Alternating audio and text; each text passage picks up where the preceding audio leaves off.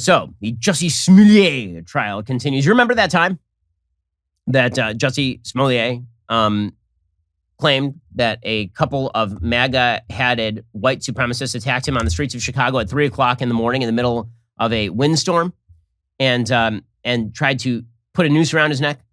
And then it turned out all that was bullcrap and he had just hired a couple of guys to do it? Allegedly. Well, now he's on trial for lying to the cops and putting together this whole ridiculous situation in the first place.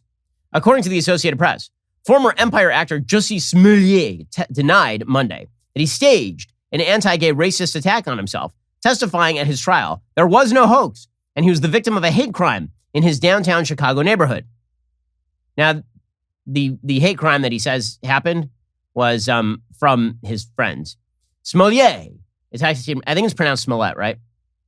But we will continue to pronounce it Smollett because it's funnier. Smollett, who faces charges, he lied to Chicago police about the January 2019 attack, sought to refute damaging testimony from two brothers last week. They said Smollett, who is gay and black, orchestrated the hoax to get publicity, giving them $100 for supplies, instructing them to place a noose around his neck and yell homophobic slurs. They also said Smollett gave them a $3,500 check to carry it out. Smollett appeared calm throughout several hours of testimony, saying he wrote the $3,500 check to Abimbolo Asundero for nutrition and training advice. Asked by his defense attorney if he gave Asundero a payment for some kind of hoax, Smollett replied, never. Attorney Nenye Uche asked again if he planned a hoax. No, Smollett said there was no hoax. He also said absolutely not when asked if he gave Asundero and his brother $100 to pay for supplies for the fake attack. Smollett told jurors he had just returned from a trip and was walking home after buying a sandwich around 2 a.m. on January 29, 2019, when someone yelled a racist, homophobic remark. Smollett said he turned around to confront the person who he said towered over him. Standing up in the Chicago courtroom, Smollett demonstrated how he said the man walked quickly toward him, then pointed to his left temple to show where the man hit him. I would like to think I landed a punch, but I don't know if it landed, Smollett said. He said he slipped and they tussled on the ground for up to 30 seconds. Wow, it was like the story of Jacob wrestling with the angel from the Bible, except for this guy is lying and hired somebody to do this. Smollett said he saw a second person who he believes kicked him on the side, and that person ran away. Smollett said he assumed the person who attacked him was white because he used a racial slur and shouted MAGA country, an apparent reference to President Donald Trump's campaign slogan. The brothers, Abimbola and Olabingo Asundero, who are black, testified last week. Smollett instructed them to yell, "This is MAGA country," during the fake assault, which of course makes more sense considering Chicago is not MAGA country. You cannot find a less MAGA country place than Chicago.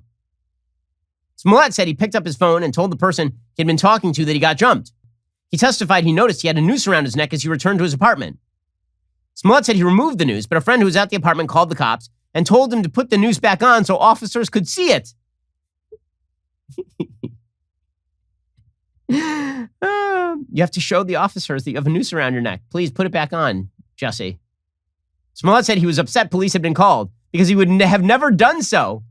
I am a black man in America. I do not trust the police, Smollett said. I am also a well-known figure at that time, and I'm openly gay. Wow. So he staged the whole thing, and then he's like, I would never call the cops because the cops are racist, bigot, homophobes, just like those guys who I may or may not have had a sexual relationship with, who I then hired to do this. Because that is the other part of this story. We'll get back to more on Jussie Smollett in just 1 second. First, it's that time of year to start shopping for your friends and family, and let me tell you, you need to start your shopping over at Raycon. Raycons, they give you the amazing audio quality you need wherever you go, whether you're using them to pump up, wind down, to work, or work out.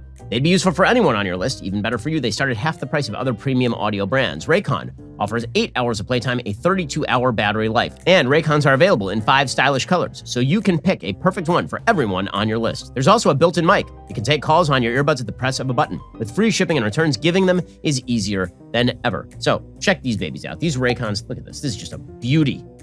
Here are the Raycons. You just pop this sucker open, take out the Raycons. That perfect fit. And the sound glorious. Right now, my listeners can get 15% off their Raycon order. All you have to do is click the link in the description box or go to buyraycon.com/ShapiroYT. Use code HOLIDAY to get 15% off site-wide. That's buyraycon.com/ShapiroYT, code HOLIDAY to save 15% off Raycons. Smollett said after news broke that everyone, including Trump, had an opinion about what happened, he hated the attention. Yes, I'm sure he hated the attention, Jussie Smollett. He was desperate. Yes, he was hating it. Under cross-examination, Smollett said he refused to give Chicago police his cell phone because he wanted his privacy. Asked by Special Prosecutor Dan Webb if he was concerned the phone would show calls to Abimbola Asundero, Smollett said no. Smollett also testified Asundero told him he could get an herbal steroid that encourages weight loss but is illegal in the U.S. on the low, while he was on an upcoming trip to Nigeria. Asundero testified that Smollett sent him a text message about talking on the low, and that during the conversation, Smollett asked him about helping to stage the attack. Smollett said Monday the message was in reference to the illegal steroid. When Webb asked about Asundero's testimony that Smollett recruited him for the hoax, Smollett said, fully false, 100% false. Smollett's lawyers say Chicago police rushed to judgment when they brought charges against Smollett. Smollett said he met Abimbola Asundero. It was a meet cute. And they met in 2017 at a club where he learned Asundero also worked on the Empire set. He said the two men did drugs together, went to a bathhouse where Smollett said they made out. He said they did more drugs and participated in sex acts together. Asundero testified last week he and Smollett did not have a sexual relationship. Smollett testified he met Abimbola's brother, but they didn't speak. He said Abimbola made it sound like they needed to sneak off when they were together around his brother. And Smollett said he never trusted Alabingo. Prosecutors say that Smollett staged the attack because he was unhappy with Empire's response to hate mail he received. The letter included a drawing of a stick figure hanging by a noose with a gun pointed at it and the word MAGA. By the way, the chances that Smollett sent that letter to himself, I am going to speculate, okay? I don't think that that's real either. Security guard Anthony Moore said around the time of the alleged assault, he saw a person on the ground at the end of the block and two men running, one of whom was white. Moore said he told the cops what he saw, but when he was later questioned by a special prosecutor, he felt pressured to change his story.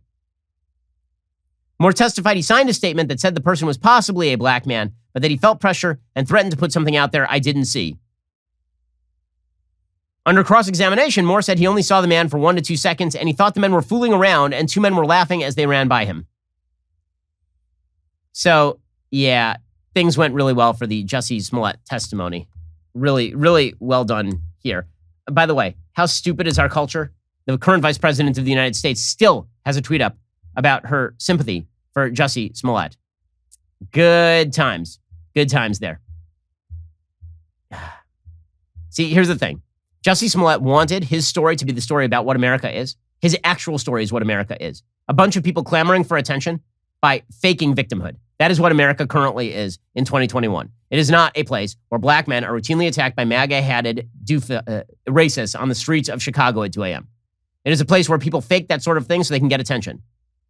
And most of the time, it falls apart, and some of the time they get away with it. So just genius stuff there from Jussie Smollett. I know what you're thinking. It's time to binge some more Ben Shapiro videos. Well, you are right. You should. But first, like and subscribe. Perfect. I'll see you in the next video.